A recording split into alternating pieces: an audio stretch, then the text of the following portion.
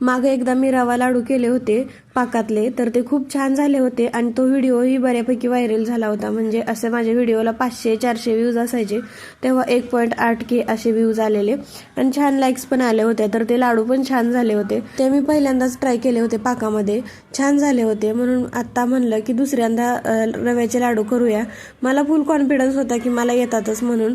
भरपूर तूप टाकलं, तुपावरती रवा भाजून घेतला. 2 वाटी रवा छान असा भाजून घेतला. इथं 2 वाटी साखर घेतली, त्यामध्ये 1 वाटी पाणी टाकलं आणि ह्याचा पाक बनायला ठेवला. जास्त वेळासाठी पाणी हे उकळून घ्यायचं साखरेचं, मग त्याचा पाक बनतो.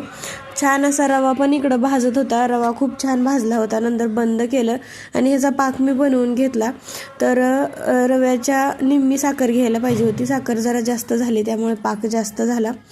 मला असं वाटलं की हे सगळं ओतून ठेवलं अर्ध्या तासासाठी तर हे आपोआप जिरतं.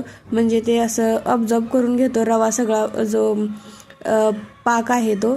गेल्या वेळेस तर असंच झालं होतं, तर ते झाकून ठेवलं. पण रव्याने पाक एवढा काही शोषलाच नाही. नंतर हे एकदम पातळ झालं. मग मी वडी करायची म्हणून ताटात ठेवलं, तर तेही छान झालं नाही. नंतर मग थोडेसे लाडू वळून घेतले, ते फ्रीजमध्ये ठेवले, तरी पण असे बसके झालेले. हे मुलांनी मिस्टरांना सांगितलं की मम्मीने लाडू केले आणि चांगलेच नाही झाले म्हणून. मग शौर्याने सांगितले पप्पा मला लाडू घेऊन या म्हणून.